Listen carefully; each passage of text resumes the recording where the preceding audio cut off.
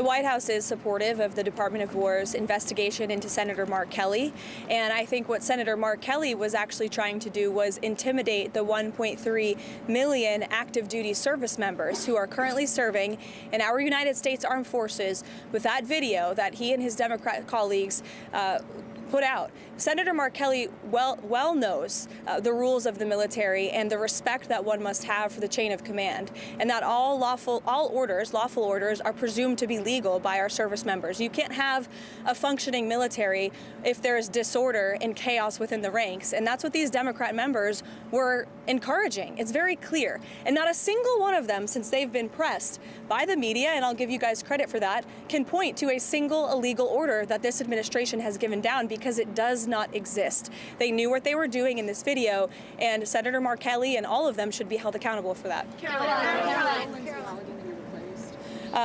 No, because Lindsey Halligan was legally appointed, and that's the administration's position. I know there was a judge who is clearly trying to shield Letitia James and James Comey from receiving accountability, and that's why they took this unprecedented action to throw away the indictments against these two individuals. But the Department of Justice will be appealing very soon, and it is our position that Lindsey Halligan is extremely qualified for this position, but more importantly, was legally appointed to it. What was Steve? Reaction to those indictments being thrown out? On Ukraine.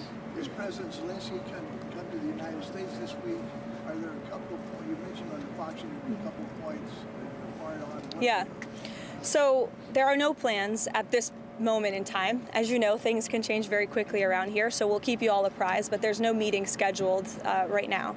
As for where we are, I spoke with Secretary Rubio at length. I spoke with the president as well. Everybody inside feels optimistic about what happened and transpired yesterday in Geneva. Secretary Rubio, Special Envoy Witkoff, the whole team really worked through the points of that 28-point peace plan that the United States authored with input from both sides, the Russians and the Ukrainians, and ultimately the vast majority of these points have been agreed upon. The Ukrainians have worked on language with us together, and you heard that from their delegation directly yesterday. So we feel as though we're in a very good place. Of course, we have to make sure that all of these points are agreed to, and then of course we're going to have to make sure the other party in this war, the Russians, agree to them as well. But I think the president deserves a great deal of credit for the amount of energy and effort he's put into trying to bring these two sides to an end of this war. He wants to see this killing stop.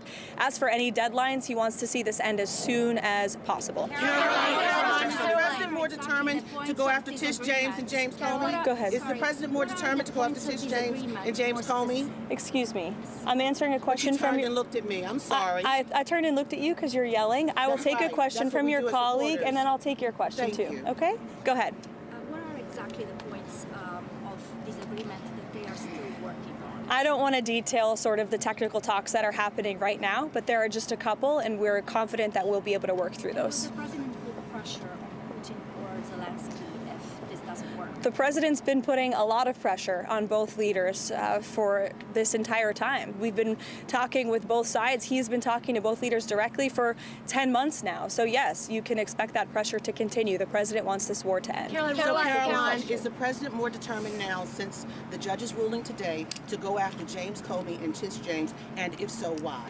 I wouldn't say he's going after them. I think the president is more determined than ever to see accountability in this country, yes, and to correct the wrongs of the weaponization of our justice system that we saw under the previous administration and Joe Biden. Are we entering a new phase in Venezuela, and what does that entail? Well, as the president is so good at, I'll try to be just as good. I'm not going to broadcast any actions that may or may not be happening with respect to Venezuela. I know I've been very clear about the administration's position, as has the president and his national security team. We view the Maduro regime as being illegitimate, and the president has been very satisfied with the successful strikes against narco-terrorists and foreign terrorists that are illegally trafficking drugs towards the United States of America. He's not going to tolerate that, and you can expect to see those strikes continue. What was President Trump's reaction to those indictments against Comey and James being thrown out? His reaction was We've seen this before. We've seen partisan judges take unprecedented steps to try to intervene in accountability before, but we're not going to give up. And I know that the Department of Justice intends to appeal these rulings very soon if they haven't already. I may have missed it. Well, Karoline, one question on Venezuela. Is there any planned meeting for this week on Venezuela? And another one, a clarification on this weekend, because the president was asked about the former Brazilian president being arrested, and he mentioned that he spoke with this gentleman. Did he speak with Bolsonaro the day before he was arrested? Not to my knowledge. I don't know if that call took place or not. It may have. I can get you a firm answer on that, Raquel. I know it's of great importance to you for your reporting. As for meetings on Venezuela, there's meetings on a range of topics inside this building all of the time. And the president is constantly apprised of what's going on in the world, what's going on in the news, and he's very well written into all of the things that his team are working on. Karoline, please. You would not go into the sticking points of the disagreement between the two parties in the Ukraine peace process, but how flexible is the president in coming to a deal, and will the Europeans be part of a final negotiation with Zelensky? I think he's been quite flexible already. We've been watching this war go on for 10 months. He's talked to both leaders countless times. Our team has engaged with both the Russians and the Ukrainians extensively. As I said, there is a sense of urgency. The president wants to see this deal come together, and he wants to see this war end. Karoline, I wanted to ask you, is it MAGA to support American workers being replaced with H-1B visa holders? Are Americans not capable of filling most of these positions? Who supports getting American workers getting replaced? I know the president mentioned that he wanted to bring in some workers that he could eventually send back in regards to... The president does not support American workers being replaced. You are mischaracterizing what the president said.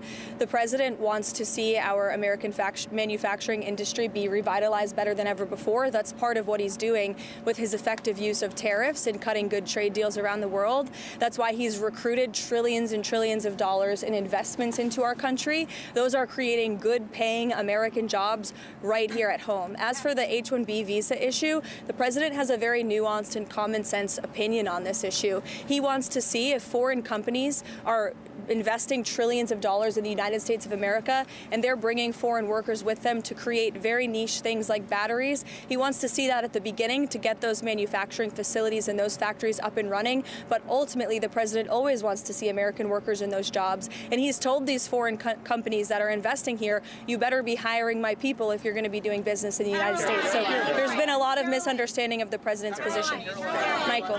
Karoline, is President Trump asking for Xi Jinping's help in putting pressure on Putin to help end the war in Ukraine? I won't get into the details of the conversation this morning other than what the president put out on Truth Social. He put out his own readout of that, and I will leave it to that. But I did speak with him about the call. It lasted about an hour, and it was a very positive call. The focus of the call was really Russia-Ukraine did come up, but the focus was mainly on the trade deal that we are working on with China and those relations and how they are moving in a positive direction. The president also addressed our farmers, and we are pleased with what we've seen from the Chinese, and they feel the same way. And the president and President Xi discussed continuing to stay in correspondence following their very productive meeting in South Korea. Questions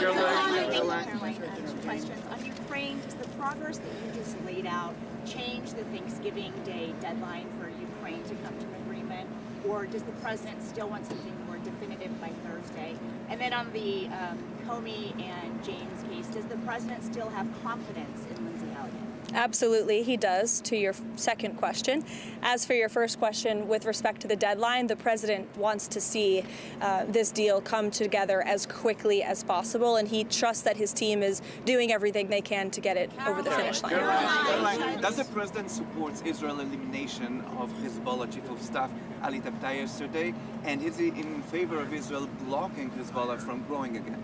I haven't spoken to the president about that strike specifically, but of course the president supports Israel's right to defend itself and to take out any terrorist threats in the region. Jake? Karoline, if the president does announce a proposal to cut healthcare costs, will that include the extension of the Obamacare subsidies? I know there's been a lot of reporting on this from yourself as well, Jake, over the last few days. I will tell you that healthcare is a topic of discussion that's happening very frequently and robustly inside the West Wing right now. The president's very much involved in these talks, and he's very focused on unveiling a healthcare proposal that will fix the system and will bring down costs for consumers. As for the details of those discussions, I'll let the president speak for himself. As you all know, sometimes you report things and then President Trump comes out with an announcement, and those things are not always true from what you hear from sources inside the building. So I'll let the president speak for himself. Sure, go ahead, Kara. He told President Trump, he said he still believes he's a fascist and a despot after they had such a great meeting. Any comment from the White House on that? I think talk is cheap, and I think that the president is going to judge Mamdani by his actions that he takes to New York. The meeting was positive, as you heard from the president last week, and I think the fact that the president is willing to meet with somebody who said those types of things about him shows that he really is interested in being a president for all Americans, regardless of where they live or who their leader is. He wants what's best for New York. He loves New York City. He helped build the skyline. He spent his whole life there, and so he really wants to see New York do well. And so that's how that meeting played last week. Karoline. John. Thanks a lot, Karoline. There are a few Republican senators who are critical of the 28-point police plan, including Senator Rounds, Senator Graham, Senator McConnell. What do you say to those senators who say that this is giving too much away to Russia?